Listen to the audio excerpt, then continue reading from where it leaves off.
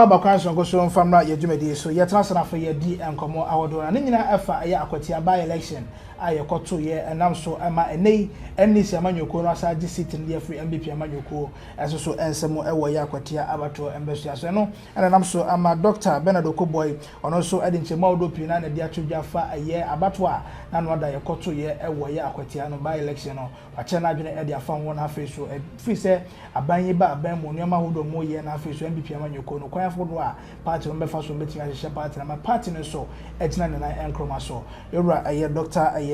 Okoe Boyle edinchema odo pina ene de atu edwa usanyenko na yentie no ye ba transfer na fe ye di nsem no so ho enkomo. First of all, I'm not too surprised. Now, if you watch, I mean, generally in every democratic practice or dispensation, political parties have places where they are comfortable, where we refer to as their strongholds. Then there are constituencies that swing, or if not swing, can actually be won because the margin of victory over the years is not that much. Yeah. Now, remember that a lot of people go into the polling booth to vote with the assumption that the parliamentary candidate they are voting for would have his or her government win the presidential election, as in they win power. That assumption is there. So if you have 100 voters, let's say, queuing to vote for, let's say, honorable, computer, town computer. In their mind, about 30 or 40 would assume that it is his government or political party that will win the presidential. Now, these 30 or so people, should they show them, I mean, should you move ahead of time to show them that, okay, it's not Tanko's party that is winning the presidential as an executive. It's possible some of them will not give to him. The same applies to the NPP. So you always have some number of people who vote with the assumption that power will come to you. In fact, should they know that power is not coming to you, they might not vote for you. Now, this group of voters, immediately power is determined or the presidential is determined. And it so happens that you are now going to choose who a parliamentary candidate is. The party that did not win the power is in trouble. True. So these dynamics are consistent. And that's why someone pulled out the statistics that out of 34 by-elections we've had in the Fourth Republic, only about 5 or so, in fact only 4, went to the opposition. Because people are rational in their behavior. Yeah. You know, so that is one of the reasons why I am not surprised that the NDC won this election. And even before going to Akwetia, I jokingly told a friend that the NDC is like Liverpool now. They are in top 4. See, the NDC as a party is like Liverpool. Or those times when Haas was beating Kotoko all the time. I remember those times I'm a Kotoko fan. We always say that we are doing rebuilding. The NPP is a party that is now trying to even get the house in order, in quote, as we speak. But I think Chelsea will be much better than Liverpool. Oh, well, Chelsea. I mean, depending on where you're coming from. Chelsea is in top form. But if you want to avoid heart attacks and other problems, it's safer to be with Liverpool. Be with the winning team. You know? So man, you will give me heart attack. Oh, of course. You have heart issues. When your expectations are always dashed, you know, you end up having cardiac Chelsea are world champions. Club. Yes. There's a difference between a world champion and a club champion. You know, so the NDC today is like Liverpool. They are in top form. So when you are going at them or going to play the NDC, you know that you are in for a very, very tough match.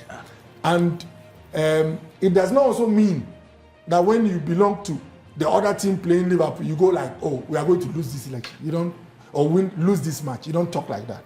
So, bottom line, we tried our best to win this seat.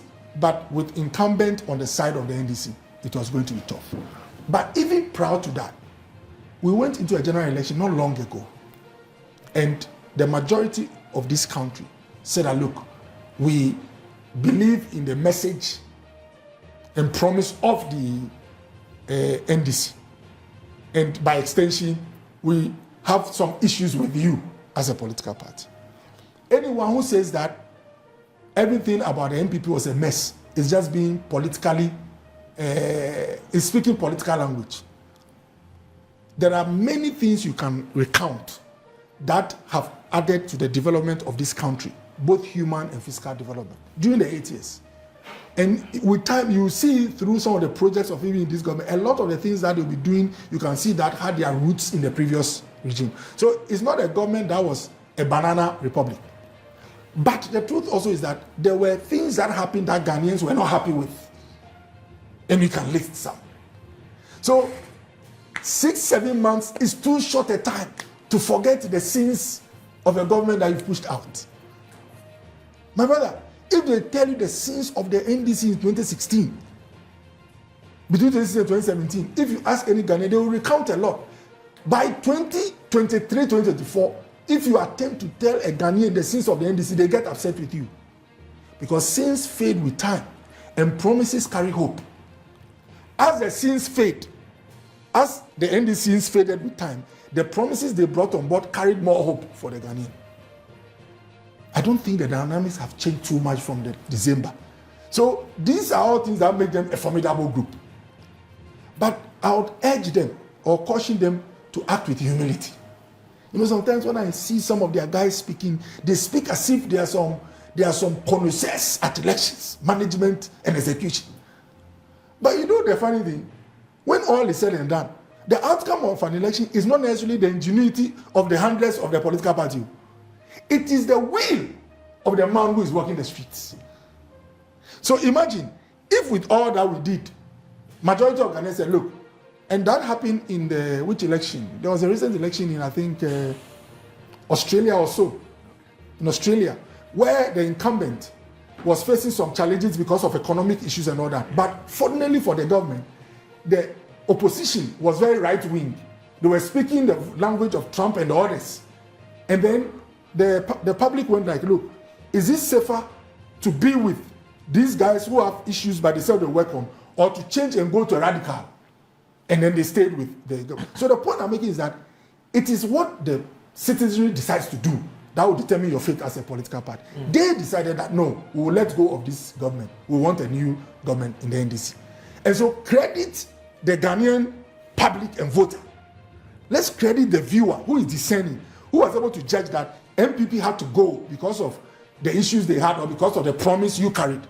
And let's stop overflogging our competence and expertise at elections. You get what I mean? But it's interesting you're saying this, because I vividly recall that post-2016 elections, one of the things that you kept using against the NDC at the time was that they were incompetent at collating their results. Yeah. Okay, of course, you went ahead to talk about, you know, their poor management of the economy, etc., etc. So the point I'm trying to make here is that you don't think that, yes, even if there is an overwhelming decision to vote in a certain direction, they also put their house in order. They also have to, both of you, of course, have to put your house in order in order to protect the vote, as you've been saying all the time. No, absolutely. I mean, yes. But my comment here doesn't mean that they did zero job. Okay, that's no. I mean, come on. Yeah, I guess. I mean, it's obvious that, I mean, may he so rest in peace. My senior in medical practice, Dr. Boama and his team, all of them, they did. In fact, they were humble to learn and improve on their expertise at collation. And this time they did a fantastic job. Okay. I get it. Right. But where the talk is like all that happened is as a result of their overwhelming expertise and competence. I follow. I copy. I get it. You know, so I mean, I am giving it to them that they are strong now. And the majority of the public is with them, but they should remember that we were in a similar position some years ago. Yeah. And so what they should pray is to, you see, it is easy to forget why people gave you power. Because when you get the power, it's a different environment. But you have to remind yourself constantly, why did Ghanaians vote for me? They voted for you because a lot of people have expectations. People want jobs. People had issue with, let's say, the stability of the currency. So when you work on those things, then you are likely to live long. You get what I mean? But if you forget it and think that you are so much loved, and I've quoted Tony Blair in one of his books, he said, when a politician thinks that people voted for him because they love him, when their expectations start fading, they realize they are not getting what they promised you. The same people who used to smile at you are likely to start frowning. And so I would just say that they are a formidable team now. I wouldn't pray that they fail. Because if they fail, we'll all struggle. But the point is that 3 things normally help for an opposition party to win power. The first is internal organization, which agrees with what they are saying. We have to reorganize. And I must say that if they are scoring us as a party, of course, we are not going to score 100% in terms of the outlook, how we are behaving and all that. Normally, defeat comes with some storms. So those who are also criticizing us, they should have some mercy. Because a party that goes to an election and suffers such a huge defeat, automatically, it's like being slapped by somebody. Before you even come to your senses, you might act funny because you are not in the right frame. So ultimately, we'll work on and become strong. We need a strong internal organized party as one of the 3 things needed to win power. The other one is the performance of the incumbent. If the incumbent is not able to meet the expected threshold of the public, and you as an opposition party are very organized, and the third one is the grace of God comes together, then a political party can be pushed out and another one can come. So for now, we have to be patient. We have to take our time and go through our internal organization as we are trying to do, and look at the performance of the Tanko computer and his team, and be able to critique them where critique is necessary, so that we see what would emerge 4 years down the line. But at least, would you say, and I'm interested in your verdict, would you say it's been a fair, transparent process? I'm talking about elections, but you see, from where you sit and what you know. You see, politicians, sometimes when we are looking for power, we go the extreme. Let's be very candid in this country. Okay. You see the opposition going strongly at the Electoral Commission because sometimes our decisions don't go their way. But let's be frank, it's not all the time that a decision will go the way you want it. There are times it will not go away. I'm saying this for you to know that some of the criticism thrown at those who manage elections sometimes is out of the overzealousness and extreme partisanship of political party handlers. This Electoral Commission conducted a by-election when we were in power, Moro, at Asin what? North. Yes. And we were beaten handsomely. That is one of the strongest signals to tell that Ghana has gone far in terms of democratic and electoral management. Right. Yet, even going 2024, there were still some who were pressing the neck of those at the EC. After the elections, the NDC won handsomely. In fact, you could see the will of the people coming up at many places, which is reflected in over 180-something seats. Yet some of them, because of predetermined mind about some people, said there are still issues at the Electoral Commission. I'm saying this for you to know that it's not today that I'll judge the EC as having behaved based on the outcome of Akwetia. They've shown long time. But even in the midst of their fairness, because of the behavior of politicians, things are thrown out there that these guys are fun, they have to go. How can you have a body that makes you come to power with a margin that has not been seen before? When you were the opposition, still claim that these guys are sick and had to go. So the point I make is that when we are fair and candid, there are some comments that will start going slow on, like these guys are incompetent. Ghana is a shining example to many countries, many parts of the world. Only few countries do you have an opposition party coming into power with such overwhelming victory. And it is my prayer that some of their predetermined and conceived biases about the Electoral Commission, with time, they will work on themselves so that we move together as one united nation. Abusani pa ekote ne Dr. Bernard Okoe Boyle ne ana etwagu ye transnational nsemo de ode atudwa no ye di eho enkomo na ye enkomo. Well, the Okoe Boyle canon nyina no kretro dodo because abana moko akotia samo okoto no. One, akotia ne nyamo ankasa mo seat, even though samo na mote so but nyamo seat aye swank.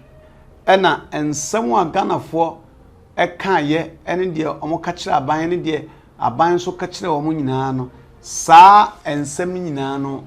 It is too early for government, I mean the people to forget it. So what I say, bonino so called sabonini ampa and so fresh e o madwene mu. It won't drink as all kwakoto aba. Knowing very well so say ban we buy no. or the charters and antes you be real $1 at yaba form to amuna aye sana chi ekote ya sana charters and antes Sure.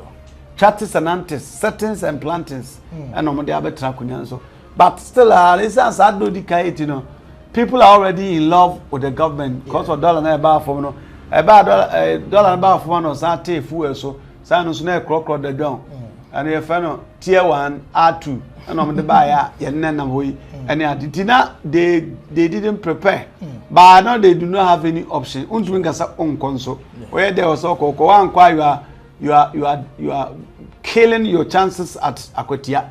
So at Akwatia one of the places that amount vote. So no Tamale Center one kwa news kwa kunyanya odia. Yeah.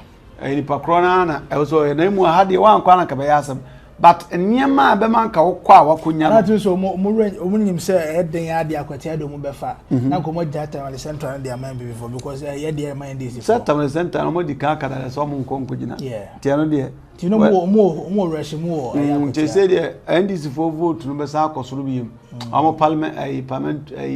parliamentary you know and I don't know more to about no so na lawyer na onya no so ama excavator for dwu kwa no so ne ade mo kwan bi anenye ansa na Kevin Taylor de kokobo abon say ekwa na akosha seso ye no o man 3 weeks wanya o ma start ya campaign ya no unze ko ojime wa no de nyansa ba kwa ba be ane ade but it the American said you Okoe Boyle can Okoe Boyle so one of the finest politicians okasa neat pa nye oje phone bia na ade timi feel say they need to work hard if NPP wants to come back to power they need to work hard abusia na re nkomo nyina si like share na afifa comment in go comment section asefa emaye yakramo